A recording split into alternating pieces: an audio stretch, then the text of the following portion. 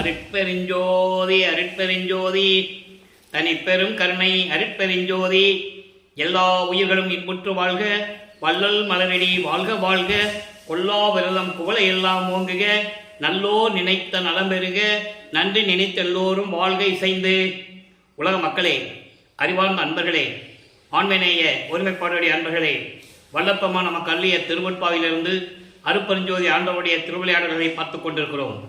இதுவரையிலும் 331 பதிவுகளை போட்டிருக்கிறோம். அதாவது எபிசோடு 331 எபிசோடுகளை போட்டிருக்கிறோம். இன்று 332வது பதிவை பார்க்க போகிறோம். ஏன் அருட்பெருஞ்சோதி ஆண்டவர் திருவிளையாடல் செய்தார், அதை திருவட்பாவில் வல்லப்பமானவர்கள் எப்படி உண்மைகளை நமக்கு விளக்கி இருக்கிறார் என்பதை தான் நாம் பார்க்க போகிறோம். காரணம், ஏற்கனவே இந்த பிரபஞ்சம் தோன்றிய காலத்திலிருந்தே 4 யுகங்களிலுமே ஏற்கனவே தோன்றிய 4 யுகங்கள் கிரேத யுகம், திரேத யுகம், துவாபர யுகம், கலியுகம். இந்த 4 யுகங்களும் முடிவடைந்த நிலையில் இந்த 4 யுகங்களும் முடிவடைந்து விட்டது. ஒவ்வொரு யுகத்திற்கும் ஆயுள் காலம் உண்டு. அப்போ அந்தந்த யுகத்தில் தோன்றிய சமயங்களும் மார்க்கங்களும் மதங்களும் முடிவடைந்து விட்டன. உதாரணத்திற்கு கிரேத யுகத்திலே கலங்க மார்க்கம், அதாவது திரேத யுகத்திலே திராவக மார்க்கம், துவாபர யுகத்திலே நவநீத மார்க்கம், கலியுகத்திலே பஸ்ம மார்க்கம். இந்த மார்க்கம் 4 மார்க்கங்களும் முடிவடைந்து விட்டது. அதன் பிறகு தோன்றிய தாச மார்க்கம், சர்புத்திர மார்க்கம், சமய மார்க்கம், சக மார்க்கம், இந்த மார்க்கங்களும் தோன்றின. சமயக்குறவர்கள் வாழ்ந்த காலங்களிலே இந்த 4 மார்க்கங்களும் இருந்தன. அதன் பிறகு மதங்கள் தோன்றின. பௌத்தம், சமணம், நிறைய மதங்கள், யூதம், கிறிஸ்துவம், இஸ்லாமியம், இந்து மதங்கள், இப்படி நிறைய மதங்கள் தோன்றின. எல்லாவற்றுக்குமே ஒரு முடிவு காலம் உண்டு. அப்போ அதன் பிறகு கலியுகம் 1900 ஆண்டுகளிலே முடிவடைந்து விட்டது என்பதை வல்லப்பமானவர்கள் நமக்கு தெளிவாக எழுதியிருக்கிறார்கள். அதன் பிறகு கலியுகத்திற்கு பிறகு சதுரயுகம் தோன்றுகிறது. அதை வல்லப்பமானவர்கள் ஒளியுகம் என்று கூறுவார். அப்போ இந்த யுகத்தில் வாழ்கின்ற மக்களுக்கென்று ஒரு ஆன்மீக மார்க்கம் வேண்டும். அந்த ஆன்மீக மார்க்கம் சமரசமாக இருக்க வேண்டும். உலக மக்களெல்லாம் அந்த மார்க்கத்தை ஏற்றுக்கொண்டு இறைவன் ஒருவனே என்ற நிலையிலும், இறைவன் ஜோதி வடிவில் இருக்கிறார் என்ற நிலையிலும் மக்கள் எல்லாம் ஏற்றுக்கொண்டு முரண்பாடுகள் இல்லாமல், வேற்றுமைகள் இல்லாமல் எல்லோருமே ஒற்றுமையாக வாழ வேண்டும் என்பதற்காகவே அருட்பெருஞ்சோதி ஆண்டவர் சன்மார்க்கத்தை, சுத்த சன்மார்க்கத்தை உருவாக்கி அதை தன் மகன் கையில் கொடுத்து இந்த பிரபஞ்சத்தை இயக்க வைக்க வேண்டும் என்பதற்காகவே தன் அருளால் பெற்றெடுத்த ஒரு ஆண்மகனை, தன்னுடைய செல்வப்பிள்ளையை, அவருடைய மகனுக்கு செல்வப்பிள்ளை என்று பெயரிடுகிறார். ஒரு தாயின் வழியாக இந்த பூலோகிற்கு வருவிக்க செய்தார். அப்படி வருவிக்க உற்ற இடம் சிதம்பரம் அருகிலே இருக்கின்ற மருதூர் என்ற கிராமம். அங்கே வாழ்ந்து கொண்டிருந்த, சைவகுலத்திலே வாழ்ந்து கொண்டிருந்த ராமையா பிள்ளை சின்னைமையருடைய இல்லற வாழ்க்கையில் 5வது மகனாக வருவிக்க உற்றார். வருவிக்க உற்றார் என்பது இறைவன் ஏதாவது ஒரு காரியம் இந்த பூலோகத்தில் நடக்க வேண்டும் என்றால் அந்த குழந்தையை அவர் வருவிக்க செய்வார். பல நிலைகள் உண்டு. தனது மகனை ஏன் உலகியலுக்காக ஒரு தாயின் வழியாக வருவிக்க செய்தார் என்ற விளக்கங்களையும் நாம் தெளிவாக பார்த்தோம்.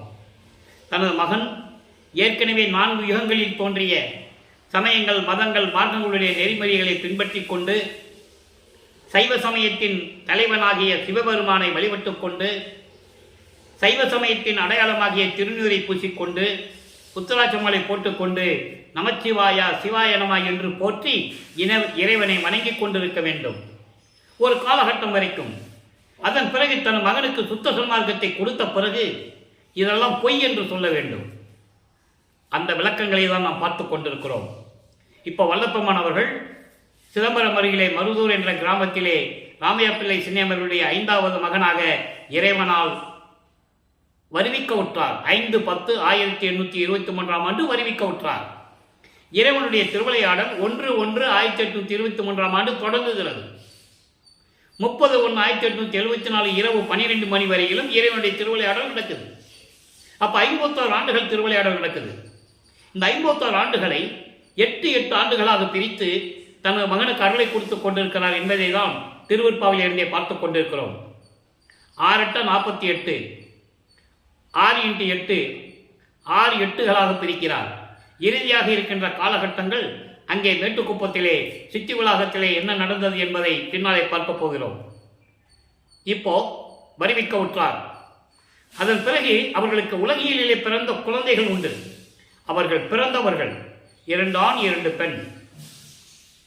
அவர்களெல்லாம் பிறந்தவர்கள் உலகியலிலே இருந்து உலக வாழ்க்கையிலே ஈடுபட்டு இயற்கையாகவே மரணம் அடைய வேண்டும். இவர் வருவிக்க உற்றவர். இவருக்கு பிறப்பு இறப்பு இல்லை. அதை நீங்கள் நல்லா புரிஞ்சுக்கணும். அந்த நிலையை தான் நம்ம திருவருட்பாலிருந்து பார்த்துட்டு இருக்கோம். அவர் ஒவ்வொரு யுகத்திலேயும் இருந்தவர், வல்லற்பமானவர்கள் என்பதை நாம் தெளிவாக பார்க்க போகிறோம். இப்போ ஒரு தாயின் கருவறையிலே இருக்கும்போது இறைவனுடைய திருவிளையாடல் என்ன நடந்தது என்பதை நாம் தெளிவாக பார்த்து விட்டோம். கருவறையில் இருக்கும்போது கருவறை இருட்டாக என்று சொல்லும்போது தன் மகனுக்கு அருட்பெருஞ்சோதி ஆண்டவர் ஒளிகாட்டியதையும், தனது மகன் கருவறையிலே இருக்கும்போதே பசி என்று தன் தந்தையிடம் சொல்லும்போது அருட்பெருஞ்சோதி ஆண்டவர் தன் மகனுக்கு அருளமுதம் ஊட்டியதையும், உடம்பு புழுக்கமாக இருக்கிறதை காற்று வரவில்லையே என் தந்தையை என்று கூறும்போது அமுத காற்று வீசியதையும் எல்லாவற்றையும் தெளிவாக பார்த்து விட்டோம்.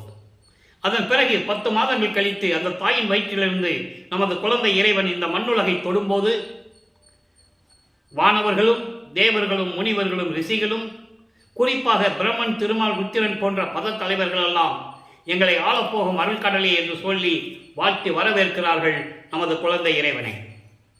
இந்த நிலைகளெல்லாம் முடிந்த பிறகு நான் ஏற்கனவே கூறியது போல அன்பர்களே, இங்கு கூறக்கூடிய விளக்கங்கள் யாவையும் திருவருட்பாவில் இருக்கின்ற உண்மைகள் என்பதை மீண்டும் மீண்டும் மீண்டும் நான் பதிவு செய்து கொண்டிருக்கிறேன்.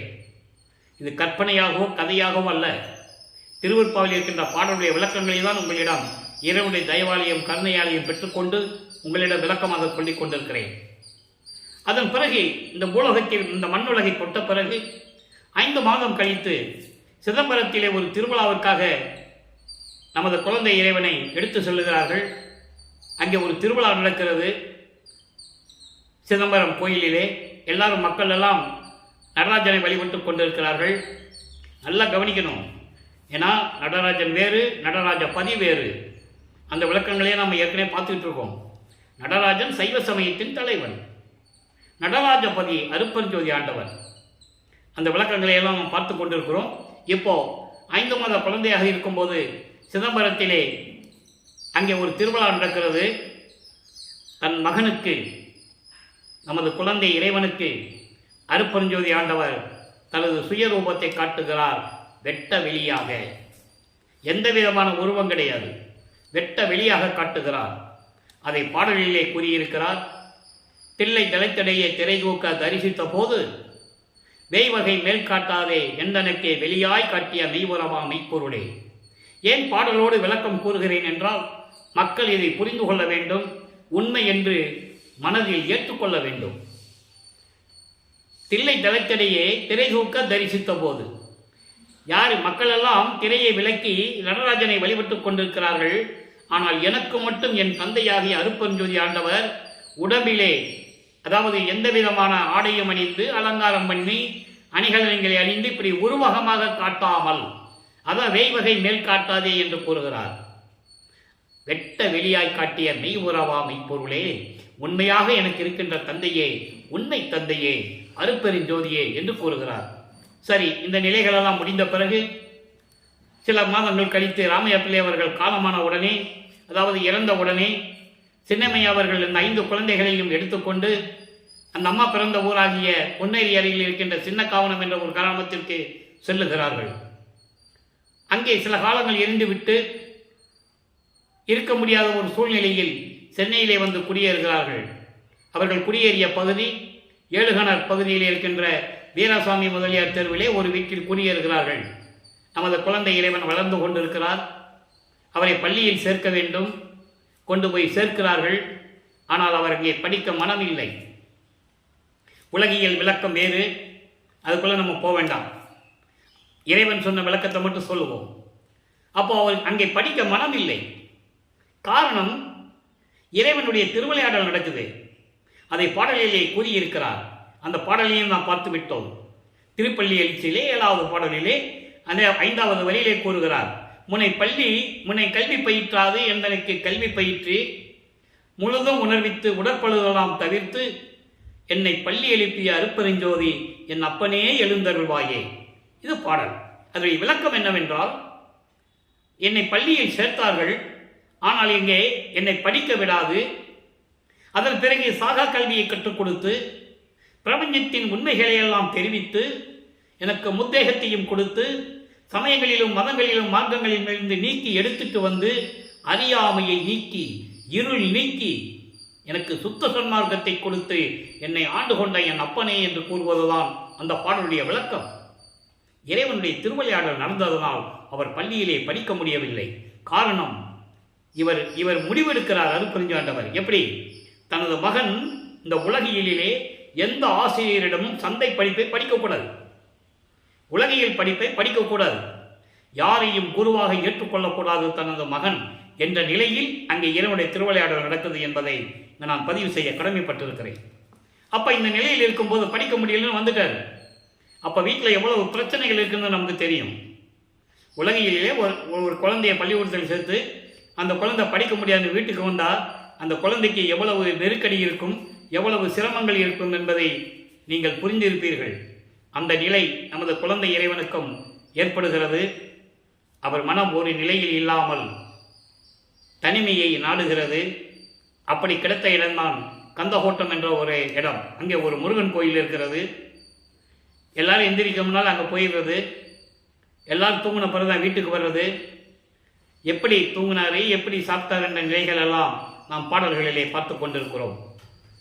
அப்போ இந்த நிலைகள் இருக்கும்போது வல்லப்பெருமானவர்களுக்கு 8 ஆண்டுகள் முடிந்து விட்டது. அதாவது முதல் 8 முடிஞ்சிருச்சு. 6-8 முதல் 8 முடிஞ்சு போச்சு. அதாவது பிள்ளைப்பெருமானவர்கள் வருவிக்க விட்டு 8 ஆண்டுகள் வரைக்கும் இதே நிலை தொடர்ந்து கொண்டிருக்கிறது. இறைவனுடைய திருவிளையாடல் நடந்து கொண்டிருக்கிறது. 2வது 8 அடியெடுத்து வைக்கிறார். 9வது ஆண்டில் ஆண்டாறு 3 ஆண்டில் ஆட்கொண்ட அருள்கடலே என்று கூறுவார். 9வது ஆண்டில் ஆண்டோடு 6ஓடு 3வது ஆண்டு என்று கூறுவார் இன்னொரு பாடலிலே. அப்போ இறைவன் தன்னை ஆட்கொண்டது 9வது ஆண்டு என்பதை தெளிவாக அருளியிருக்கிறார்கள். இறைவன் அவர் முன் தோன்றி, மகனே, நீ என்னால் வருவிக்க உற்றவன் இந்த பூலோகத்திற்கு. காரணம் காரியங்கள் எல்லாம் உனக்கு முன்பருவம் பின்பருவம் காட்டி அருள் செய்வன் என்று கூறி, ஞானத்தை மட்டும் பெற்றுக்கொள் மகனே என்று சொல்லி ஞானத்தை கொடுத்துவிட்டு மறைந்து விடுகிறார். தன் மகனுக்கு மறைப்பு நிலையும் மறப்பு நிலையும் கொடுக்கிறார். அப்போ வல்லப்பெருமானவர்கள் சைவ குலத்தில் இருந்து வருவிக்க உற்றதனாலும் அந்த காலகட்டங்களில் சமயங்களும் மதங்களும் மார்க்கங்களும் சூழ்ந்திருந்ததனாலும் இவர் சைவ சமயத்தின் தலைவனாகிய சிவபெருமானை இறைவனாக ஏற்றுக்கொண்டு தலைவனாக ஏற்றுக்கொண்டு நமச்சிவாயா சிவாய நம ஓம் சிவாயா என்ற மந்திரங்களை சொல்லிக்கொண்டு சரிய கிரிய யோகம் என்ற 3 நிலைகளையும் இருந்து கொண்டு சைவ சமயத்தின் அடையாளமாகிய திருநூரை பூசிக்கொண்டும் உத்தராஜமாலை போட்டுக்கொண்டும் இறைவனை வழிபட்டு கொண்டிருக்கிறார். 1ஆம் திருமுறை உருவாகிறது. 8 பதியங்கள், 712 பாடல்கள். திருவிடை புகழ்ச்சி, விண்ணப்ப கலிவென்பா, நெஞ்சறிவுறுத்தல், சிவனேச வெண்பா, மகாதேவ மாலை, திருவருள் முறையீடு, வடிவுடை மணிக்க மாலை, இங்கித மாலை. இந்த 8 பதிகங்களில் இருந்தும் முதலிலே 6வது பதிகமான திருவருள் முறையீடு 232 பாடல்களில் இருந்து எப்படி சிவபெருமானை முறையீடு செய்தார் என்பதை முழுமையாக நாம் பார்த்துவிட்டோம். அதன் பிறகு 7வது பதிகமாகிய வடிவுடை மணி பற்றி பாடுகிறார். காரணம், தந்தையை பற்றி பாடி எந்த விதமான அருளையும் பெற முடியவில்லை.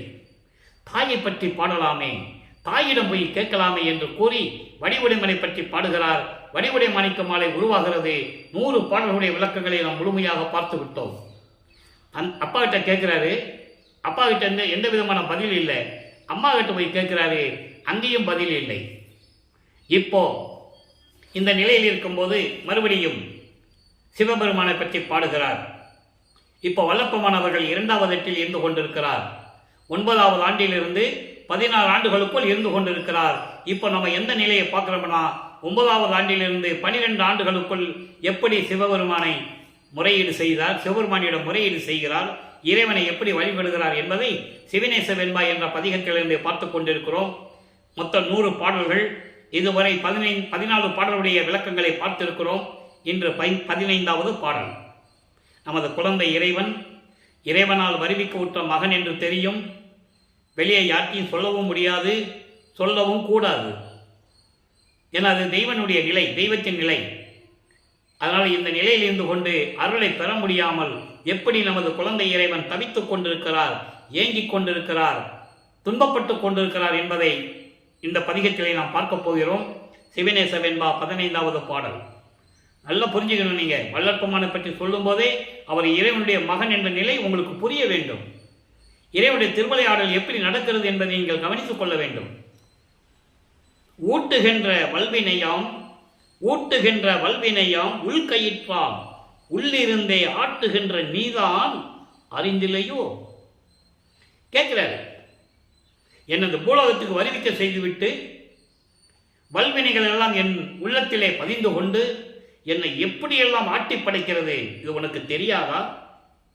அதான் ஊட்டுகின்ற வல்வினையாம் உள்கயிற்றால் உள்ளிருந்தே ஆட்டுகின்ற நீதான் அறிந்தில்லையோ.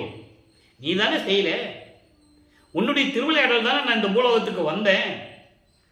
ஒரு தாயின் கருவில் 10 மாசம் இருக்க வச்சு, இருட்டறையில் இருக்க வச்சு, அந்த நாத்தத்தில என்னை இருக்க வச்சு எப்படியெல்லாம் திருவிளையாடல் செய்தாய்.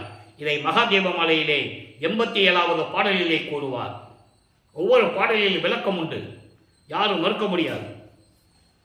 எம்பெருமானை நீ விளையாட்டன் என் சொல்வேன் மாம் ஏதுமறியா சிறியேனே என்று சொல்வார். இருட்டறையிலே இருக்க வச்சு எப்படியெல்லாம் என்னை அங்கே இருட்டறையில் இருக்கும்போது, கருவில் இருக்கும்போது எப்படியெல்லாம் திருவிளையாடல் செஞ்சதை அந்த பாடலில் கூறுவார். அதை இங்கே சொல்றாரு. ஊட்டுகின்ற வல்வினையாம் துன்பங்களை உண்டாக்குகின்ற வல்வினை என்னும் கயிற்றினால் என் உள்ளத்திலிருந்து ஆட்டுகின்றது நீதானே, உனக்கு தெரியாதா?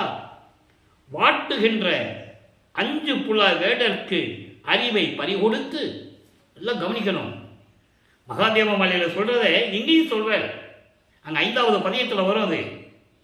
அதாவது வாட்டுகின்ற 5 புல வேடர், வேடர்னு திருடங்க, வேட்டையாடுறவன் திருடன். 5 புல வேடர்கள், 5 பொறிகள், 5 புலன்கள், கண், காது, மூக்கு, வாய், மெய், ஒளி, சுவை, உணர்வு, நாற்றம், இவங்களுக்கெல்லாம் என் அறிவை பறிகொடுத்து, இந்த 5 பொறிகளுக்கும் 5 புலன்களுக்கெல்லாம் என் அறிவை பறிகொடுத்து என் நெஞ்சு புலர்ந்து இயங்கும் நிலை, என் மனம் எப்படியெல்லாம் வாடுகிறது, அந்த நிலை உனக்கு தெரியாதா? நீதானே வருவிக்க செய்தாய், என்னை தெருவில் விட்டு விட்டாயே. அடுத்த விளக்கத்தை நம்ம அதை பார்க்க போறோம். அப்போ சிவநேச வெண்பாலே எப்படி முறையீடு செய்கிறார், எப்படி சிவபெருமானிடம் வேண்டுகிறார் என்பதை தெளிவாக பார்த்து விட்டோம். இப்போ 13வது ஆண்டு தொடங்குகிறது. வீட்டிலிருந்து சொல்லி பார்த்தாச்சு, சிவபெருமானை பற்றி பார்த்தாச்சு, வடிவடமனை பற்றி பாடியாச்சு, ஒரு பிரயோஜனம் இல்லை. 13வது ஆண்டில் முதலாக ஞானத்தை பெற்ற பிறகு நமது குழந்தை இறைவன் பிள்ளை பெருமான் அவர்கள் ஏழுகணர் பகுதியிலிருந்து திருவொற்றியூருக்கு நடந்தே செல்ல வேண்டும். நமது குழந்தை இறைவன் கால் வலிக்க நடந்து செல்லுகிறார் திருவொற்றியூருக்கு. அங்கே தியாகராஜனை பற்றி எப்படி பாடுகிறார் என்பதை 2ஆம் திருமுறை உருவாகிறது. 2ஆம் திருமுறை 113 பதியங்கள், 1207 பாடல்கள், இதுவரை 31 பதியங்களுடைய விளக்கங்களை பார்த்துவிட்டோம். அதனுடைய ஒரு சுருக்கம். இப்போ 13 வயசுல 13வது ஆண்டில் அப்படியே நடந்து போறார். அங்க போய் தியாகராஜ பெருமான்கிட்ட போய் நிற்கிறார். மனம் உருகி பாடுகிறார். அந்த பாடலுடைய விளக்கத்தெல்லாம் கேட்டோம்னா, நான் ஏற்கனவே சொல்லியிருக்க விளக்கங்கள் நம்ம பதிவில் பார்த்துக்கலாம். நம்ம அதெல்லாம் கடந்து வந்துட்டோம். அதனுடைய சுருக்கத்தை சொல்றோம். அப்படியே மனசு அழுகும், கண்ணீர் வரும் கண்கள்ல. மனம் உருகி பாடுவார். காரணம் என்ன? இறைவன் மகன் தெரியும், வரவழைச்சாச்சு பூலோகத்துக்கு, அருளை கொடுக்கல, 16 ஆண்டுகள் முடிய போகுது. அந்த நிலையில் இருந்து கொண்டு அவர் பாடிய பாடல்களை எல்லாம் பார்த்தோம். அதுக்கப்புறம் திருமலை வயலுக்கு போவார். அங்கே இருக்கிற இறைவன் பேர் மாசிலாமணி உருகி பாடுவார். சும்மா இருந்தவனை, உங்ககிட்ட இருந்தவனை கொண்டு வந்து பூலோகத்தில் விட்டுட்டு நீ பாட்டுக்கு இருக்கிற, நான் கால் வலிக்க நடந்து வந்திருக்கேன். என்னடா மகனே, கால் வலிக்குதா? என்ன வேணும்? ஏதாவது ஒரு வார்த்தை கேட்குறியா? ஊமை மாதிரி நின்றுட்டு இருக்கியே அப்படின்லாம் கேட்பார். அதெல்லாம் பார்த்து விட்டு வந்தோம். அங்கேயே சொல்லிட்டு வந்துடுவார், இனிமேல் திருமலை வாயிலுக்கெல்லாம் உன்னை பார்க்க வர முடியாது, காலெல்லாம் வலிக்குதுப்பா அப்படின்லாம் சொல்லிட்டு வந்துடுவார். அதுக்கப்புறம் திருவள்ளி தாயத்துக்கு போவார். அங்கேயும் இறைவனை பற்றி பாடுவார். அங்கேயும் சொல்லுவார், பெற்ற மகனை தெருவில் விட்டு விட்டானே என்று இந்த உலகம் உன்னை பழிக்குமே, இழிவாக பேசுமே. என் தந்தையே, உனக்கு அந்த இழி சொல்லும் பழி சொல்லும் உன்னை வந்து அடையலாமா? அதற்காகத்தான் நான் மனம் வருந்துகிறேன். இவ்வளவு கஷ்டப்பட்டு கால் வலிக்க நடந்து வந்துட்டு இருக்கேன் உங்ககிட்ட, விரைவில் வந்து எனக்கு அருளை கொடுக்க வேண்டும் என்றெல்லாம் கூறுவார். எந்த விதமான பலனும் இல்லை. இப்போ 32வது பதிகம் கலிமுறையீடு என்ற பதிகத்திலிருந்து 4வது பாடலை பார்த்து கொண்டிருக்கிறோம். கலிமுறையீடு. கலிமுறையீடு என்பது மனசில் இருக்கிற துயரங்களையும் துன்பங்களையும் இறைவனிடம் முறையீடு செய்வது. எப்படி இருக்கும் தெரியுமா? இறைவனிடம் முறையீடு செய்வது. கலிய நெஞ்சனேன்னு சொல்லுவார். அவ்வளவு மனம் புண்பட்டு இருக்குன்னு சொல்லுவார். எப்படி சொல்றாருன்னு பார்ப்போம். வல்லலே நின் அடிமலரை நன்னிய உள்ளலே, வல்லலே நின் அடிமலரை நன்னிய உள்ளலே, பொய்மையை உண்ணி என்னை ஆட்கொள்ளலே இன்று எனில், கொடியேன் தன்னை வல்லலே அன்றி மற்று என் செய்கிற்பனே. இது பாடல். இந்த பாடல் என்ன சொல்றான்னா, இறைவா, உன்னுடைய திருவடியை என் உள்ளத்தில் நினைப்பது இல்லை என்றாலும் கூட, பொய்மையை உன்னினா நினைத்து எனது பொய்யான செயல்களை எண்ணி என்னை இன்று நீ ஆட்கொள்ளவில்லை என்றால் வேறு யார் எனக்கு ஆதரவு? வேறு யாரிடம் போய் நான் அடைக்கலம் கேட்பேன்? யாரிடம் போய் சரணடைவேன்? வல்லலே, என்னை ஏற்றுக்கொள்வாயாக. நான் என்ன செய்ய முடியும்? விலக்கிவிட்டால், இப்படியெல்லாம் என்னை ஏற்காமல் இவன் கொடியவன் என்றை நீ ஏற்காவிட்டால் நான் என்ன செய்வேன்? நீ என்ன செய்ய காத்திருக்கிறாய்? எனக்கு பதில் வேண்டும். வருவிக்க உற்று 11 ஆண்டுகள் முடிவடைந்து விட்டது. 9வது ஆண்டில் நீ மகன் என்று கூறிவிட்டு மறைந்து விட்டாய். இந்த 16 ஆண்டுகளிலும் நான் எவ்வளவு துன்பப்பட்டிருக்கிறேன் என்று சொல்லி மாளாது. அது ஒரு பாடலிலே சொல்லுவார் மையருள் வியப்பிலே. 12 ஆண்டு தொடங்கி இற்றைய பகல் வரை நான் இந்த படியில் பட்ட பாடு நினைக்கில் மலையும் கரையுமே, இரும்பும் உருகுமே என்று கூறுவார். இந்த பாடலுக்கு விளக்கம் அங்க வரும். இப்ப சொல்றது உங்களுக்கு புரியும் நினைக்கிறேன். 16 வருஷம், அதாவது 16 ஆண்டுகளுக்குள் என்னென்ன நடந்தது என்பதை சுத்த சன்மார்க்கத்தை பெற்ற பிறகு 112வது பதிகம் 6ஆம் திருமுறையிலே அந்த பாடலை கூறுவார். இற்றைய பகல் வரை என்றெல்லாம் கூறுவார். இந்த பகல் வரை நான் பட்ட பாடு உனக்கு நான் எப்படி பட்டேன்னு உனக்கு தெரியும் இல்ல அப்படின்னு கூறுவார். அதுதான் இங்க சொல்றாரு. அப்படிப்பட்ட கொடியன், இவன் கொடியவன் என்று நீ என்னை விலக்கிவிட்டால் என்னை யார் ஏற்றுக்கொள்ளுவார்கள்? நீ என்ன செய்ய காத்திருக்கிறாய்? எனக்கு விளக்கமாக சொல்ல வேண்டும் என்று சொல்லி இந்த பாடலை அருளி இருக்கிறார்கள்.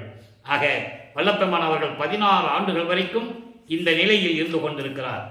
இப்போ 3வது எட்டில் அடியெடுத்து வைக்கிறார். 3ஆம் திருமுறை உருவாகிறது. 19 பதிகங்கள், 235 பாடலுடைய விளக்கங்களை முழுமையாக நாம் பார்த்து விட்டோம். கடந்த பதிவுகளிலே பார்த்து விட்டோம். அதனுடைய ஒரு சுருக்கத்தை சொல்ல வேண்டும். என்ன நடந்ததை ஒரு சுருக்கமாக சொல்லணும். அப்போதான் இன்னைக்கு பார்க்குறவங்களுக்கு விளக்கம் புரியும்.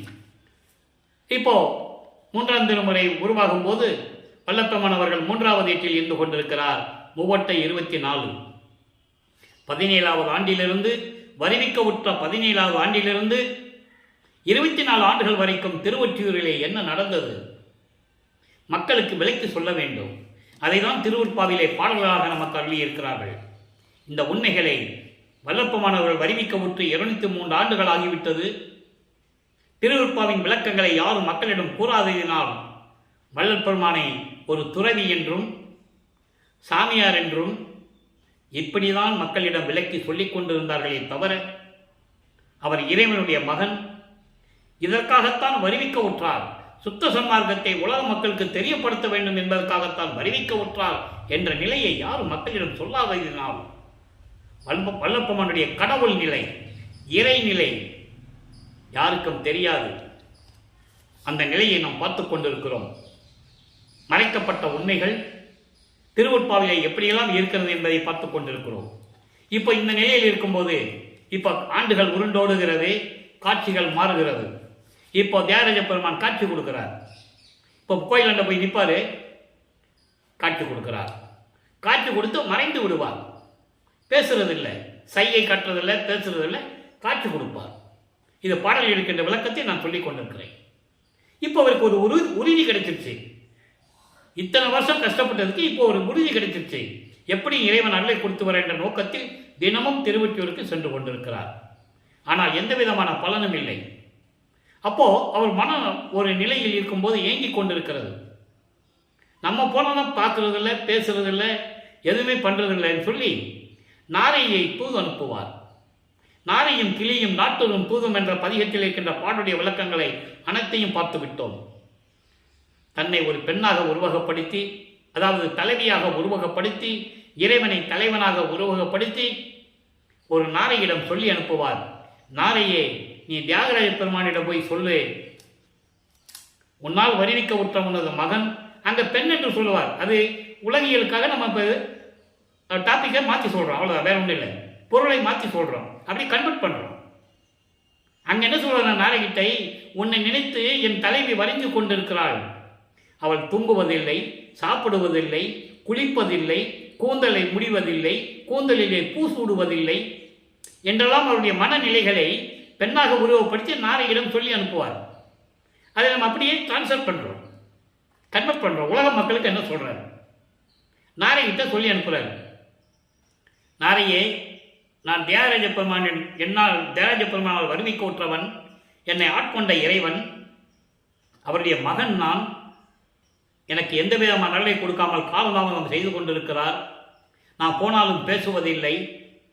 அதனால் நீ போய் தூது சொல்லு, உனது மகன் இந்த பூலோகத்திலே துன்பப்பட்டு கொண்டிருக்கிறான், சாப்பிடுவதில்லை, தூங்குவதில்லை, கால் வலிக்க உன்னை பார்க்க நடந்து வந்து கூட நீ பேசுவதில்லையாம். எப்போ அருளை கொடுப்பார் என்று அவருக்கு தெரியாமல் உனது மகன் வாடிக்கொண்டிருக்கிறான். நீ போய் தூது சொல்லுன்னு சொல்லி எனக்கு தூது அனுப்பிடுறாங்க, நீ என்ன சொல்கிற அப்படின்னு கேட்பாங்க. நாளை கேட்கும். அங்கே பதில் எப்படி வரும்? திருவிளையாடல் நடக்குதே, இப்போ 24 ஆண்டுகள் தானே முடிய போகுது. இன்னும் 27 வருஷம் பாக்கி இருக்கு. அப்போது எந்த விதமான பலனும் இல்லாதனால் கிளிகளை தூது அனுப்புவார். ஒரு நாரை அனுப்புனாதானே பதில் வரல. அப்போ ஒரு கிளி கூட்டத்தை அனுப்புவோன்னு சொல்லி கிளிகளை அனுப்புவார். அங்கேயும் பதில் வராது. அப்போ ஒரு குறைத்து பெண்ணிடம் போய் குறி கற்பதையும், குறி ஆராய்ச்சி என்ற பதிகத்திலே பார்த்தோம். ஜோதிடம் நாடல் என்ற பதிகத்திலே எப்படி போய் ஜோசியம் பார்க்கிறார் என்பதையெல்லாம் பார்த்தோம். ஆக இறுதியாக 19வது பதிகத்தில் இவரை பார்த்து சிவபெருமான் எப்படி தெருவழியாக ஓடுகிறார், இவர் பின்னாலே ஓடிய ஓட்டத்தை பிடிக்க முடியவில்லை என்று கூறுவதை எல்லா விளக்கத்தையும் பார்த்து விட்டோம். சிவபெருமான் ஓடுறார், வேறு வழி இல்லை, இன்னும் காலங்கள் இருக்கு. இப்போ இவங்ககிட்ட சிக்கக்கூடாதுன்னு அவர் ஓடுறாரு. இவர் ஏன் ஓடுறாரு இவருக்கு தெரியாது. ஏன்னா இவருக்கு சுத்த சன்மார்க்கம் இருக்கிறது தெரியாது. அருட்பெருஞ்சோதி ஆண்டவர் தான் இறைவன் இவருக்கு தெரியாது. அப்போ மறைப்பு நிலை இருக்கிறது, மறப்பு நிலையும் இருக்கிறது. சைவ சமயத்தின் அடையாளமாகிய, அதாவது தலைவனாகிய சிவபெருமானை வழிபட்டு கொண்டிருக்கிறார். ஏனென்றால் அது காலகாலமாக நடந்து கொண்டிருக்கிறது. சைவ சமயத்தின் தலைவன் சிவபெருமான். அந்த நிலையில் இருந்து கொண்டு இவரும் வழிபட்டு கொண்டிருக்கிறார். வழிபட்டுதான் ஆக வேண்டும், காலத்தின் கட்டாயம். அதன் பிறகுதான் இதெல்லாம் பொய்ன்னு சொல்லணும். அந்த நிலையை தான் நம்ம பார்த்துட்டு இருக்கோம். அப்போ இந்த நிலையில் இருக்கும்போது ஏன் பொய்ன்னு சொன்னார், அதையும் நம்ம விளக்கி சொல்லியிருக்கோம். அதாவது சமயங்களையும் மதங்களையும் மார்க்கங்களையும் சார்ந்த தலைவர்களையும் கர்த்தாக்களையும் வழிபடுவது அவர்களுடைய சுதந்திரம், அது இயற்கை. ஆனால் சுத்த சன்மார்க்கம் என்று வரும்போது அதற்கென்று தனி நெறி இருக்கிறது, அதுக்கு தனி கடவுள். எப்படி ஒவ்வொரு சமயத்துக்கும் ஒவ்வொரு மதத்துக்கும் ஒரு மார்க்கத்திற்கும் கடவுள் என்று வழிபட்டு கொண்டிருக்கிறார்களோ, அதே போன்று சுத்த சன்மார்க்கத்தின் தலைவன் வேறு, அருட்பெருஞ்சோதி ஆண்டவர். சுத்த சன்மார்க்கத்தின் இறைவன் அருட்பெருஞ்சோதி ஆண்டவர். சுத்த சன்மார்க்க நெறி என்பது சமயங்களையும் மதங்களையும் மார்க்கங்களையும் கடந்த நெறி, அது துன்மார்க்கம். இது சுத்த சன்மார்க்கம். திருவொற்பாவில் இருக்கின்ற விளக்கங்களை பார்த்து கொண்டிருக்கிறோம். ஆக இந்த நிலையில் இருக்கும்போது சிவபெருமான் ஓடுறாரு. அங்கே இருக்கிறவங்க கேட்பாங்கல்ல, ஏன்னா தெலுங்கு பார்க்குறாங்க, என்ன ராமலிங்கம் தெருவழியாக ஓடுறான்னு கேட்பாங்கல்ல. ராமலிங்கம் என்பது ராமைய பிள்ளையும் சின்னம்மையாரும் பின்னலூர் அருகிலே இருக்கின்ற ராமலிங்கேஸ்வரர் கோயிலில் அவங்க பையனுக்கு பேர் வைக்கிறாங்க. அதான் அவங்க குலதெய்வம். ஆனால் சிதம்பரத்தில் பேர் வச்சாங்க அப்படின்லாம் சொல்லுவாங்க. அது உலகியல் விளக்கம், அதுக்குள்ளே நம்ம போக வேண்டாம். அப்போ இந்த நிலையில் இருக்கும்போது அவர் கேட்பாங்க சிவபெருமானை பார்த்து ஏன் ஓடுறேன்னு கேட்போ அவர் சொல்லுவார், சிவபெருமான் என்னை பார்த்து ஓடுறாரு, பிடிக்க போனேன், ஓட்டத்தை பிடிக்க முடியலன்னு சொல்லுவார். அப்போ அவரை கிண்டல் பண்ணுவாங்க. அதுக்குன்னு ஒரு தனிய பதிகம் இருக்குது, 10 பாடல்கள். என்னப்பா எந்த காலத்தில் இருக்கிற, இந்த கலியுகத்தில் இதெல்லாம் நடக்கிற காரியமா? அப்போ கலியுகம் நடந்துட்டு இருக்கு. 1847ஆம் ஆண்டு இந்த நிகழ்ச்சிகள் அங்கே நடக்குது திருவொற்றியூரில். கலியுகம் முடிஞ்சது 1900 ஆண்டில் தான் கலியுகம் முடியுது. நல்லா புரிஞ்சுக்கணும் நீங்கள். ஏன்னா கலியுகத்தினுடைய முடிவில் தான் சுத்த சன்மார்க்க காலம் தொடங்குகிறது என்பதை வல்லப்பெருமான் தெளிவாக கூறியிருக்கிறார்கள். அதனால தான் கல்பட்டையாவை கூப்பிட்டு 27 வருஷம் சாலையை நடத்து என்று சொன்னார்கள். 1874 27 கூட்டம்னா 1901 கலியுகம் முடிஞ்சு சுத்த சன்மார்க்க காலம் பிறக்குது. அப்போதான் அவர் சமாதி ஆகிறாங்க கல்பட்டையா அவர்கள். அந்த விளக்கத்தை நம்ம பின்னால் பார்க்க போகிறோம். இப்போ இந்த நிலையில் இருக்கும்போது இவர் சொல்லுவார், நீங்கள் என்ன சொன்னாலும் சரி, நான் இறைவன் மீது கொண்டுள்ள காதலை என்னால் மறக்க முடியாதென்றால் சொல்லுவார். அந்த விளக்கங்களை எல்லாம் நாம் பார்த்து விட்டோம். இப்போ 3வது எட்டு முடிஞ்சிருச்சு, 4வது எட்டுக்குள்ளே வராரு. 4 32 25வது ஆண்டிலிருந்து 32 ஆண்டுகளுக்குள் என்ன நடந்தது என்பதை 4ஆம் திருமுறை உருவாகிறது. அங்கே 8 பதிகங்கள் 197 பாடல்களை பார்த்து விட்டோம். பின்னால் இருக்கிற 4 பதிகங்கள் சமயக்குறவர்களை பற்றி கூறியது. ஏனென்றால் ஒரு காலத்தில் இக்கட்டான சூழ்நிலைகளில் சமய சைவ நிலையை உலக மக்களிடம் பரப்பியவர்கள். அதனால் அவர்களுக்கு அந்த 4 பதிகங்களிலே பாடல்கள் உண்டு. அது விளக்கம் தேவையில்லை, சாதாரண பாடல்கள். அப்போ இந்த நிலையில் இருக்கும்போது இப்போ 25வது ஆண்டு தொடக்கத்தில் இவர் அடியெடுத்து வைக்கும்போது எப்படி பாடல்களை பாடி, அதாவது பாடல்களை பாடி என்று சொல்வதை விட இறைவன் எப்படி தன்னை ஆட்கொண்டு அருளை கொடுத்தார் என்பதை தான் விளக்கமாக பார்த்திருக்கிறோம். 27வது ஆண்டு தொடக்கத்தில் அவருக்கு கல்யாணம் பண்ணணும்னு சொல்கிறாங்க. உலகியலில் பேசிக்குவாங்கல்ல, ஒரு பையன் வீட்டில் வீட்டு வேலையை கவனிக்காமல் அவன் இஷ்டத்துக்கு சுற்றிக்கிட்டு இருந்தால் ஒரு கால் கட்டு போட்டால் சரியாக போகும்னு சொல்லுவாங்கள்ல, அந்த நிலையில் இருந்து கொண்டிருக்கிறார் நமது பிள்ளை பெருமானவர்கள். அப்போது இவர் வருவிக்க விட்டதனால் ஏற்பட்ட சொந்தங்களில், அதாவது அக்கா என்ற ஒரு சொந்தம் உறவு, அது உலகியலுக்காக உறவு. வல்லப்பெருமானுக்கென்று எந்த உறவும் இல்லை. அவர் இறைவனால் வருவிக்க விட்டவர். அவருக்கு எந்த விதமான பற்றுகளோ பந்தங்களோ பாசங்களோ கிடையாது. ஆனால் உலகியலுக்காக உண்டு. ஏன்னால் அந்த குடும்பத்தில் வருவிக்க விட்டவர். அதனால் அந்த நிலையில் உறவு உண்டு.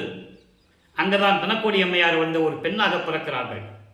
அவர்கள் பிறக்கிறார்கள். அந்த அம்மையார் பிறக்கிறார்கள் என்பது அவர்கள் அந்த ஆயுள் காலம் முடியும் வரை இந்த பூலோகத்தில் இருந்துவிட்டு சமாதியாக வேண்டும். இது இறைவனுடைய கட்டளை. அந்த நிலையில் நடந்து கொண்டிருக்கிறது. ஏற்கனவே நிர்ணயிக்கப்பட்டது.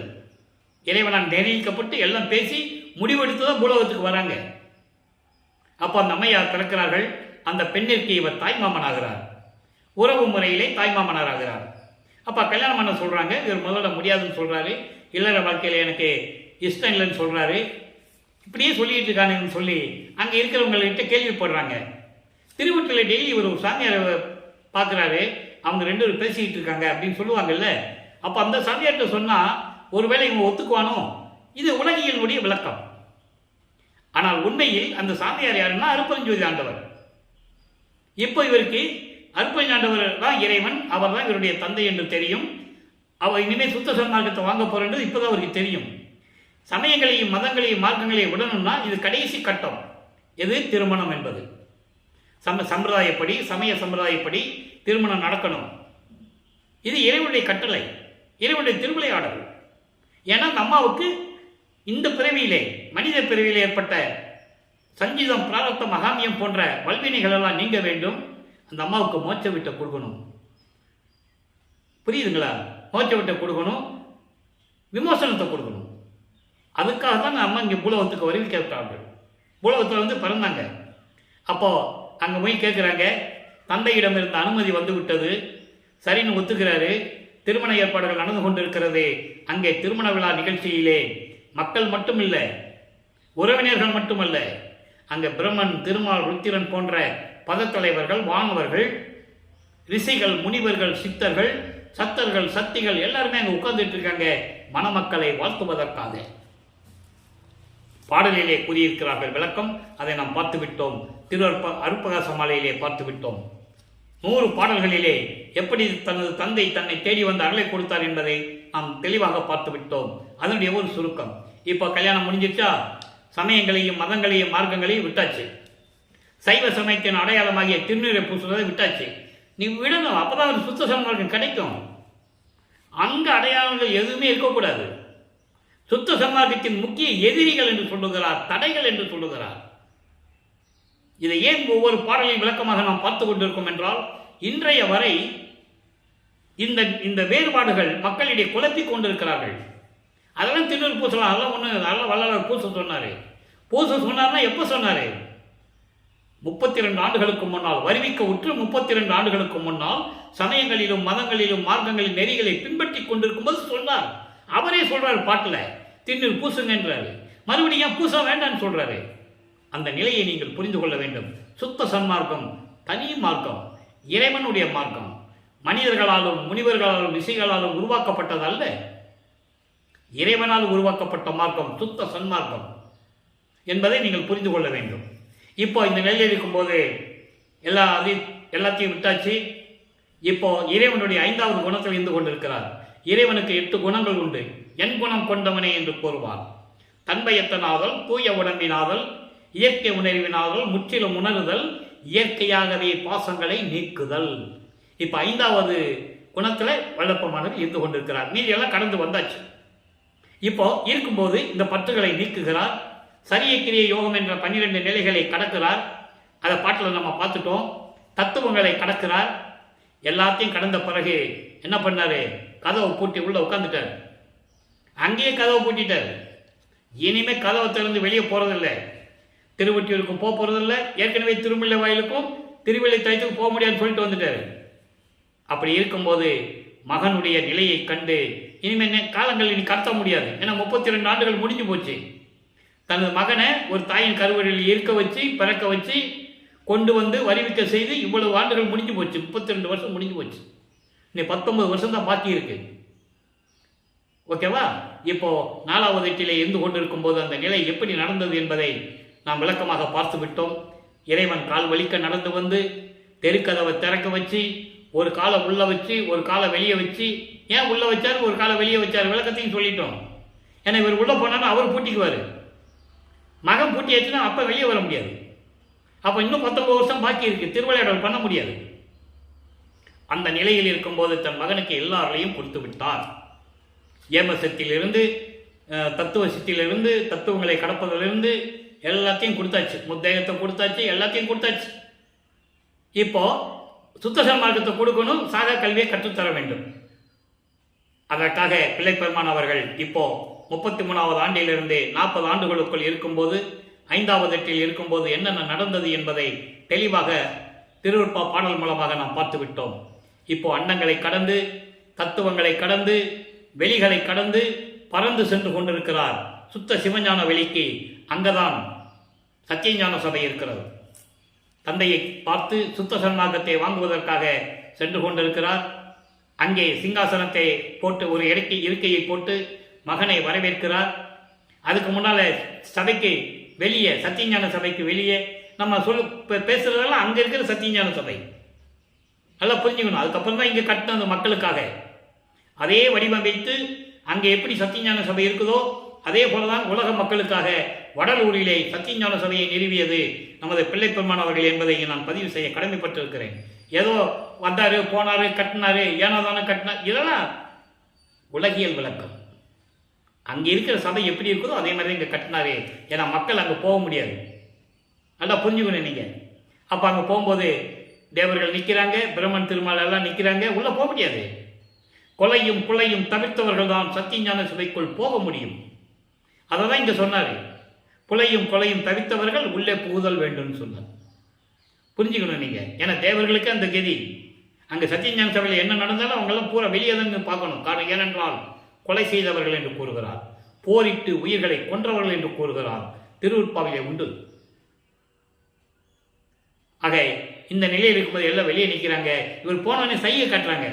ஏன் நிற்கிறீங்கன்னு இவர் கேட்கிறாரு. பாடல் உண்டு. அவங்க தான் சையை கட்டுறாங்க. நீங்க போங்க சாமி, அப்படி கை கொட்டும்போது உள்ளே போகிறாரு, மகனை வரவேற்கிறார். மகனே, இந்த ஆடைகளை எல்லாம் கலைந்து விட்டு முக்காடு போட்டு தானே போகிறாரு. புனித நீராடி புத்தாடை அணிந்து அணிகலன்களை அணிந்து மங்கள கோலத்துடன் வருவாயாக. பாடல் உண்டு. அந்த விளக்கத்தை எல்லாம் பார்த்து விட்டோம். வந்து அமருகிறார். தன் மகனுக்கு மணிமுடி சூட்டி பொற்காப்பு அணிந்து, பொற்காப்புன்னா அது ஒரு அடையாளம், இளவரசன் என்ற ஒரு அடையாளம். தந்தைக்கு அப்புறம் செயலாற்றுவது மகன். இந்த நாட்டாமக்காரங்க ஜமீன்காரங்கெல்லாம் கையில் ஒரு காப்பு கட்டியிருப்பாங்க. மன்னர் காலத்திலே உண்டு. இளவரசர்களுக்கு அந்த காப்பை கையில் போட்டு விடுவாங்க. பழைய மாதிரி இருக்கும், அதை கையில் போட்டு விடுவாங்க. அப்போ உலக மக்களுக்கு தெரியும் இவர் தான் இளவரசன் அடையாளம் என்ற ஒரு பொருள். அதெல்லாம் கொடுத்து மகனே சுத்த சன்மார்க்கத்தை பெற்றுக்கொள் என்று சொல்லி சுத்த சன்மார்க்கத்தை தாரை வார்த்து கொடுக்கிறார் தன் மகனுக்கு. பெற்றுக்கொள்ளுகிறார். பெற்றுக்கொண்டதனால் இனிமேல் இது என் மார்க்கம் என்று கூறுவார். சுத்த சன்மார்க்கத்தை பெற்றேன், பெரிய சிவானுபவத்தால் சுத்த சன்மார்க்கம் பெற்றேன், இரவாமை உற்றேன் கான் தோழி. சுத்த சன்மார்க்கத்தின் பெற்றேன் பிறகு ஏன் இரவாமை விட்டேன்னு சொன்னாரு? அதுக்கே விளக்க நிறைய சொல்லணும், எனக்கு நேரம் பத்தலை, அதனால் சுருக்கமாக சொல்கிறேன். சுத்த சன்மார்க்கத்தை பெற்றால்தான் இரவாமை என்ற ஒரு நிலை கிடைக்கும். அந்த நிலைக்காகத்தான் அந்த பாடலிலே அனுபவ மாலையிலே நமக்கு கூறியிருந்தால் அந்த விளக்கத்தை எல்லாம் பார்த்து விட்டோம். இப்போ சாகா கல்வியை கற்றுக்கொள்ளுகிறார் தந்தையிடம். இதையெல்லாம் பிரம்மன் திருமாலாம் சத்தியஞான சபைக்கு வெளியே இருந்து பார்த்துட்டு இருக்காங்க. எப்படி முகம் கண்டுன்னு வச்சுட்டு கோபமாக பார்க்குறாங்களாம். நாகாதிபனும் அயனும் மாலும் நறுமுறுமெனவே ஞான அமுதம் அளித்தாய். அவங்களுக்கு முன்னால கோபத்தோட இருக்கிறாங்க, நமக்கு கிடைக்கலைன்னு அவங்களுக்கு முன்னாலேயே சுத்த சன்மார்க்கத்தை கொடுத்தாய். அதான் ஞான அமுதம். ஞான அமுதத்தை கொடுத்தாய், நானும் உண்டு துண்ணவே சாகா கலையை பயிற்று தந்த தயவையை சாற்றது கருது. அழகா சொல்லுவார். ஆக சாகா கல்வியை கற்றுக்கொள்ளுகிறார். பூலோகத்திற்கு திரும்பி வருகிறார். வரும்போதே நேர சிதம்பரம் தான் போகிறார். ஏன்னா அங்கே ஒரு திருவிளையாடல் நடக்கணும். அங்கே ஏற்கனவே திருவிளையாடல் நடக்கணும். எப்படின்னா, கருமொழியில் இருக்கிற வீட்டு சொந்தக்காரர் இருக்கார்ல வெங்கட ரெட்டியார், அவரும் பரசுராமன் அங்கே பேசிகிட்டு இருக்கிறாங்க. இவர் அங்கே நேரம் போய் திடீர்னு நிற்கிறார். அப்போ அவங்க சொல்லுவாங்கல்ல, கல்யாணம் பண்ணி வச்சோம், சரியாக வாழலை, உங்கள் வீட்டுக்கு கூட்டு போங்கன்னு சொல்ல இவர் கூட்டு வர வந்துடுறாரு. இதெல்லாம் இறைவனுக்கு திருவிளையாடல் ஏற்கனவே நிர்ணயிக்கப்பட்டது. அப்பப்போ நடந்தது கிடையாது, எல்லாம் ஸ்கெட்சு போட்டாச்சு முதல்லையே. அப்போ கரும்புலிக்கு வராங்க. 9 ஆண்டுகள் கரும்புலியில் இருக்கிறார். அந்த 9 ஆண்டுகளிலே தந்தையும் மகனும் எப்படி உரையாடினார்கள், அருட்பெருஞ்சாண்டவர் எப்படி அந்த தெருவழியாக நடந்து வந்து மகனிடம் எப்படி உரையாடினார் என்பதை பாடல்களிலே நாம் தெளிவாக பார்த்து விட்டோம். இப்போ 6வது இருந்து கொண்டிருக்கிறார் வல்லற்பம்மான். வருவிக்க உற்று 48 ஆண்டுகளுக்குள் என்ன நடந்தது என்பதை நாம் ஏற்கனவே லைவாக பார்த்துட்டு இருக்கோம். இப்போ ஜீவகாருண்ய ஒழுக்கம் உருவாகணும். தந்தையும் மகனும் பேசிக்கிறாங்க. உலக மக்களுக்கு ஜீவகாருண்ய ஒழுக்கத்தை சொல்லணும். இதுக்கு முன்னால் யாரும் சொன்னதில்லை. இந்த பிரபஞ்சம் தோன்றிய காலத்திலிருந்து ஜீவகாருண்ய ஒழுக்கத்தை யாருமே சொன்னதில்லை. அப்போ அதை சொல்லணும். அதை சொல்லணும்னா ஒரு தர்மசாலை வேணும். அங்கே சாப்பாடு, அதாவது சமைச்சு உணவை சமைச்சு பசியோடு வருங்களுக்கு பசியை போக்கணும். ஜீவகாருண்ய ஒழுக்கத்தில் பரஜீவகாருண்யம். பசி, பிணி, தாகம், இச்சை, எளிமை, பயம், கொலை. பசியும் கொலையும் பரஜீவகாருண்யம். அதை சொல்லணும் உலக மக்களுக்கு. அப்போ ஒரு தர்மசாலை வேணும். அப்போ தர்மசாலை வேணும்னா அதுக்கு இடம் வேணும். அப்போ ஏற்கனவே பார்வதி ஒரு மக்களிடம் பேசியபடி அந்த இடத்தை பெற்றுக்கொண்டு வல்லற்பமானவர்கள் 23/5/1867 தர்மசாலையை நிறுவி அன்றைய அணை அடுப்பை மூட்டி பசியோடு வருகின்றவர்களுக்கு பசியை போக்கிக் கொண்டிருக்கிறார். நம்மளையெல்லாம் படைத்து காத்து கொண்டிருக்கின்ற இறைவன் அருட்பெருஞ்சோதி ஆண்டவராகிய வல்லற்பமானவர்கள். இந்த பிரபஞ்சத்தை இயக்குவது யார்? 30/1/1874 இரவு 12 மணியிலிருந்து 5 தொழில்களையும் செய்து கொண்டு இந்த பிரபஞ்சத்தை இயக்கிக் கொண்டிருப்பது வல்லற்பமானவர்கள் என்பதை திருவுற்பாவில் இருந்தே பார்த்து விட்டோம். இப்போ 1869 மஞ்சக்குப்ப கோட்டிலே ஆறுமுக நாவலார் முத்துசாமி ஐயர் என்ற ஒரு வழக்கறிஞரை நியமித்து, நம்ம பெருமானுக்கு வழக்கறிஞர்கள் கிடையாது, இவர் இறைவன். நல்லா புரிஞ்சுக்கணும் நீங்க. அவங்க தான் மனிதர்கள் வழக்கறிஞரை நியமித்து தான் ஆகணும். வழக்கு அதனுடைய சாராம்சம் என்னவென்றால், நாங்கள் சமயங்களையும் மதங்களையும் மார்க்கங்களையும் ஜாதிகளையும் பற்று கொண்டிருக்கிறோம். இந்த பிரபஞ்சம் தோன்றிய காலத்திலிருந்தே பரம்பரையாக நாங்கள் ஈடுபட்டு கொண்டிருக்கிறோம். இதை அங்கே வடலூரிலே ராமலிங்கம் என்பவர் திருவொற்பாய் என்ற பாடல்களை இயற்றிக்கொண்டு அதுக்கு திருமுறைகள் என்று அழைத்துக் கொண்டிருக்கிறார். அதை மறுப்பாய் என்று அறிவிக்க வேண்டும். எங்கள் மனம் புண்படுகிறது, எங்களை அவமானப்படுத்துகிறார். இதுதான் வழக்குடைய சாராம்சம். வழக்கு வருகிறது, விசாரணை வருகிறது, வாதியிடம் விசாரணை முடிந்துவிட்டது. வாதி என்பவர் ஆறுமுக நாவலார். அப்ப பிரதிவாதி எங்கன்னு கேட்கிறாரு நீதிபதி பிரிட்ஸுக்கார். ஊழியர் கூப்பிடுறாங்க, நீதிமன்ற ஊழியர் 3 தடவை கூப்பிடுவாங்க, இன்னும் வழக்கத்தில் உண்டு. ராமலிங்க பிள்ளைன்னு கூப்பிடும்போது எழுந்தருளுகிறார். அந்த வார்த்தை ரொம்ப முக்கியம். வடல் வந்து மாட்டு வண்டியில் போகல, வடல் வந்து சைக்கிளில் போகல, நடந்து போகல, எழுந்தருளுகிறார். எல்லா சக்தியும் உண்டவர் காட்சி கொடுக்கிறார் நீதிபதிக்கு. நீதிபதி எந்திரிச்சு நிற்கிறார். நீதிபதி எந்திரிச்சு நிற்க வேண்டியதில்லை. நீதிபதி வந்தால் தான் எல்லாரும் எந்திரிச்சு நிற்கணும். நல்லா புரிஞ்சுக்கணும். நீங்க எந்திரிச்சு நிற்கிறாரு, எல்லாரும் எந்திரிச்சு நிற்கிறாங்க. விசாரணை தொடங்குகிறது. எந்திரிச்சு நின்னதுனால வழக்கு தள்ளுபடி ஆகலை. விசாரணை தொடங்குகிறது. நீதிபதி கேட்கிறாரு, எப்படி பாடல்களை இயற்றினீர்கள்? உங்களை எந்த கல்லூரியிலையும் படிக்கவில்லை, புலவர் பட்டம் பெறவில்லை என்று சொல்லுகிறார்கள், எப்படி பாடலை இயற்றினீர்கள்? நீதிபதி கேட்கிறாரு. இவர் காட்சி கொடுத்துட்டார்ல, எல்லாமே இறைவன் செயல். நாயகன் நான் உரைக்கும் வார்த்தையெல்லாம் நாயகன் தன் வார்த்தைன்னு ஒரே வரியில் சொல்லிட்டார். நீதிபதி திருவற்பாவை மறுப்பாய் என்று அறிவிக்க முடியாது என்று தீர்ப்பளிக்கிறார். மகாத்தான தீர்ப்பை பெற்றுக்கொண்டு இங்கே தர்மசாலையிலே வந்தடையும் போது புத்தரஞான சிதம்பர மாலை உருவாகிறது, நடராஜபதி மாலை உருவாகிறது, சர்க்குரி மாலை உருவாகிறது. அப்புறம் சங்கராச்சாரியர் வருகிறார். அதெல்லாம் உலகியல் விளக்கங்களில் நிறைய உண்டு. அதெல்லாம் முடிந்த பிறகு இப்போ லைவ்ல பார்த்துக்கிட்டு இருக்கோம். உலக மக்களுக்கு சொல்றாரு, அதாவது சமயங்களையும் மதங்களையும் மார்க்கங்களையும் நான் இருக்கும்போது அவருடைய நிலை என்ன, அதனால் அவர் எப்படி துன்பப்பட்டார். பிறப்பாவம் பொறாது பேதுரல் என்ற பதிகத்திலிருந்தும் பிள்ளை பெருவிண்ணப்பத்திலிருந்தும் நாம் பார்த்து கொண்டிருக்கிறோம்.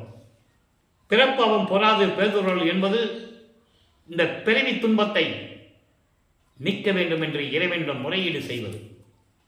மன வருத்தத்துடன் மனம் கலங்கி மனம் பேதமையாகி இறைவனிடம் முறையீடு செய்வது. இன்னைக்கு 5வது பாடல். ஏறுகின்றோம் என மதித்து 6ஆம் திருமுறை பதிகம் 7 பிறப்பு அவம் பொறாது பேதுரல் 5வது பாடல். சமயங்களிலும் மதங்களிலும் மார்க்கங்களிலும் நாம் இருந்து கொண்டிருந்த போது வருவிக்க உற்று 32 ஆண்டுகள் வரைக்கும் அவருடைய நிலையை கூறி ஏன் இப்படியெல்லாம் செய்தார், உங்களுடைய திருவிளையாடல் ஏன் நடந்ததுன்னு இப்ப கேட்கிறார். அதை உலக மக்களுக்கு சொல்லணும். ஏறுகின்றோம் என மதித்தே இறங்குகின்ற கடையே, ஏதமெல்லாம் நிறைமனத்தேன் இரக்கமெல்லாய் புலையேன். 2 வரியா பார்க்கலாம். 8 வரி பாடல். அதாவது நம்ம வாழ்க்கையில முன்னேறிட்டு இருக்கோம் நினைக்கும் போதே கீழே போய்கிட்டு இருக்கேன். உலக வாழ்க்கையில் சொல்லுவாங்கல்ல, ஏனியில 3 படி ஏறுனா 4 படி இறங்க வேண்டியிருக்குன்றது. உலகையில் சொல்லுவாங்கல்ல, ஏற நினைத்து ஏறுறோம், இறங்க வேண்டியிருக்கு அப்படின்னு சொல்றோம்ல, அதை சொல்லுகிறார். நான் சமயங்களிலும் மதங்களிலும் மார்க்கங்களில் இருக்கும்போது எப்படியாவது இறைவனுடைய அருளை பெற்றுவிடலாம் என்று நான் நினைத்திருந்த போது எதுவுமே நடக்கல. குற்றங்கள், துன்பங்கள், துயரங்கள், இதுதான் எனக்கு கிடைச்சது. அதோடு மட்டுமல்ல, இரக்கமில்லா புலையே. நல்லா கவனிக்கணும். ஏன் இரக்கம் இல்லாமல் இருந்தேன் என்று கூறுகிறார். இரக்கம் இல்லாமல் இருந்தேன் என்று கூறுவதற்கு காரணம், ஒரு மனிதனுக்கு இரக்கம் வர வேண்டும் என்றால், உயிர் நேயம் வர வேண்டும் என்றால் அவன் சுத்த சன்மார்க்கத்தில் தான் இருக்க வேண்டும். சமயங்களையும் மதங்களையும் மார்க்கங்களையும் சார்ந்திருந்தால் உயிர் இரக்கம் இருக்காது. 100%. அவன் கொல்வான். பன்னியும் ஆடு மாடு கோழி எல்லாத்தையும் கொலை செய்வான். உயிர் இரக்கம் இருக்காது. அதான் இங்க சொல்றாரு, இரக்கம் இல்லாமல் நான் இருந்து கொண்டிருந்தேன். சீறுகின்ற புலி அணையேன். புலி எப்படி கோபமா இருக்கும், அந்த மாதிரி கோபமும் அடைந்து கொண்டிருந்தேன். காரணம், காமம், குரோதம், லோபம், மோகம், மதம், ஆச்சரியம், இந்த பிண்ட துரிசுகள் என்னை துன்புறுத்திக் கொண்டிருந்தன என்று கூறுகிறார். அதான் புலி அணையேன். புலி எவ்வளவு கோபமா இருக்கும், அந்த மாதிரி இருந்தேன். சிறிதொழிலே புரிவேன், செய்வகை ஒன்று அறியாது சிறியனும் சிறியன். சின்ன குழந்தை மாதிரி இருந்தேன். என்ன செய்வதுன்னு எனக்கே தெரியாமல் இருந்து கொண்டிருந்தேன். அந்த நிலையில் நான் இருந்து கொண்டிருந்தேன். மாறுகின்ற குணப்பேதை மதியதனால் இழந்தேன். ஒரு நிமிஷத்துக்கு ஒரு தடவை என் மனசு மாறும். அறிவையும் இழந்து விட்டேன். அதான் சொல்லுவார், பெரு உபதேசத்தில் சொல்லுவார். நான் சமயங்களிலும் மதங்களிலும் மார்க்கங்களிலும் எவ்வளவு பற்று கொண்டிருந்தேன் என்பது எல்லாருக்குமே தெரியும். ஆனால் அங்கே இருக்கும்போது எனக்கு எந்த லாபமும் கிடைக்கவில்லை. சுத்த சன்மார்க்கத்துக்கு வந்து அருட்பெருஞ்சோதி ஆண்டவரை ஏற்றுக்கொண்டதனால் எனக்கு எல்லா லாபமும் கிடைத்ததுன்னு சொல்லுவார். அப்போ அங்கே இருக்கிற ஒருத்தர் கேட்பாரு, நீங்களே இருந்துகிட்டு இப்போ வேண்டான்னு சொன்னால் எப்படின்னு கேட்பாங்க. அன்று எனக்கு அற்ப அறிவாக இருந்தது என்று சொல்வார். அற்ப அறிவு என்பது எனக்கு மறைப்பு நிலை, மறப்பு நிலை இருந்தது. மறைப்பும் மறப்பும் இருந்ததுன்னா அந்த நிலையில் இருந்தேன் என்று சொல்லுவார். அதை சொன்னால் அவங்களுக்கு புரியாது. அதனால் எனக்கு அறிவில்லைன்ட்டார். நல்லா புரிஞ்சுக்கணும் நீங்கள். அப்போ அந்த நிலையில் இருக்கும்போது நான் என்னுடைய மனம் அந்த மாதிரி இருந்தது. வஞ்சம் எல்லாம் குடிகொண்ட வாழ்க்கை மிக உடையேன். என் வாழ்க்கையில் எல்லா வஞ்சங்களும் நடந்தது, எல்லாம் அனுபவிச்சுக்கிட்டு இருந்தேன். துன்பங்கள், துயரங்கள், இடர்பாடுகள் எல்லாத்தையும் நான் அனுபவிச்சுக்கிட்டு இருந்தேன். வீறுகின்ற உலகிடை நான் ஏன் பிறந்தேன்? இப்படியெல்லாம் நீ எனக்கு திருவிளையாடல் செஞ்ச இல்லை, இப்போ எதுக்காக என்னை கொண்டு வந்தேன்? எனக்கு விளக்கம் தெரியணும்ல. இந்த பூலோகத்துக்கு ஏன் கொண்டு வந்தேன்? நான் ஏன் பிறந்தேன்? எனது மெய்க்கருத்தை அறிந்திலேன். உன்னுடைய உண்மையான உள்ளத்தை, என்னை பற்றி என்ன நினைச்சிட்டுக்குன்னு எனக்கு தெரியல. விளங்கும் நடத்தரசே, சத்தியஞான சபையிலே விளங்கி கொண்டிருக்கின்ற என் தந்தையே, அருட்பெருஞ்சோதி ஆண்டவரே, எனக்கு விளக்குவாயாக என்று கூறுகிறார். அதன் பிறகு பிள்ளை பெரு விண்ணப்பம் 68வது பாடல், 20வது பதிகம், 68வது பாடல். நல்லா கவனிக்கணுங்க. அதாவது சமயங்களையும் மதங்களையும் மார்க்கங்களையும் இருக்கும்போது அந்த நெறியை பற்றி எப்படி சொல்லுகிறார். சுத்த சமார்க்கத்தை பெற்ற பிறகு அதனுடைய நெறிகள் எப்படிப்பட்ட நெறிகள் என்று உலக மக்களுக்கு சொல்லணும். அதை சொல்றாரு. இங்க எங்க சொல்றாரு? 6ஆம் திருமுறைக்கு சுத்த சன்மார்க்கத்தை வாங்கின பிறகுதான் சொல்ல முடியும். அந்த நெறிகள் எல்லாம் மோசமான நெறிகள் அனு சொல்லணும். அப்போ இந்த நெறியை பற்றி சொல்றாரு. தலை நெறி ஞான சுத்த சன்மார்க்கம் சார்ந்திட முயல் உறாது. தலை, அதாவது முக்கியமான நெறி, தலையாய நெறி, சுத்த சன்மார்க்க நெறியை பெற வேண்டும் என்று எனக்கு தெரியாது. நல்லா கவனிக்கணும். அதை எப்படி பெறணும்னு எனக்கு முயற்சி செய்யாமல் இருந்தேன். எனக்கு தெரியாது இல்லையா? அப்படி இருந்த காலகட்டங்களில் அந்தோ ஐயோ, கலை நெறி உலகத்திலே, கலக நெறி உலக கதியிலே, கலை நெறி உலக கதியிலே கருத்தை கனிவுற வைத்தனராகி, இந்த உலக மக்கள் எப்படி இருந்தாங்க? எப்படின்னா, உலக வாழ்க்கையினுடைய பழக்க வழக்கங்களை, அந்த பழக்க வழக்கங்களை ஏற்றுக்கொண்டு உலக விடயங்களாகிய மண்ணாசை, பெண்ணாசை, பொன்னாசையிலே பற்றுக்கொண்டு உள்ளத்தை பறிகொடுத்து துன்பங்களையும் துயரங்களையும் அனுபவித்து புலை நெறி விரும்பினார். புலை நெறி என்பது சமயங்கள், மதங்கள், மார்க்கங்கள், துன்மார்க்க நெறி என்று கூறுவார். அப்படி நெறிகளை விரும்பினார்கள். உலக உயிர்கள் பொது என கண்டு இறங்காது. நான் ஏற்கனவே சொன்னேன்ல, உயிர் இறக்கம் யாருக்கு வரும்? சுத்த சன்மார்க்கத்தில் இருக்கிறதா வரும். அதை இங்கே சொல்லுகிறார். அதுக்கு விளக்கம் தர வேண்டும் அல்லவா? அந்த உலக உயிர்கள் எல்லாம் பொதுவானது என்ற உயிர் இறக்கம் வராது. அப்படி வராமல் இருந்து கொண்டு உயிர்களை கொலை செய்து கொண்டு கொலை நெறி நின்றார் தமக்கு. பின்னால் சொல்லிட்டார் பாருங்க. ஆட்டோமேட்டிக்காக அந்த பொருள் வந்துடும். அப்போ சுத்த சன்மார்க்கத்தில் இல்லாமல் சமயங்களிலும் மதங்களிலும் மார்க்கங்களில் இருந்து கொண்டு அந்த புலை நெறி விரும்பினார்கள். அவர்கள்லாம் எப்படி? உலகத்தில் இருக்கின்ற உயிர்களெல்லாம் பொதுவானது, எல்லா உயிர்களும் ஒன்றுதான் என இறங்காது, இறக்கப்படாது, உயிர் நேயம் இல்லாமல் கொலை நெறி நின்றார் தமக்கு உள்ளம் பயந்தேன்.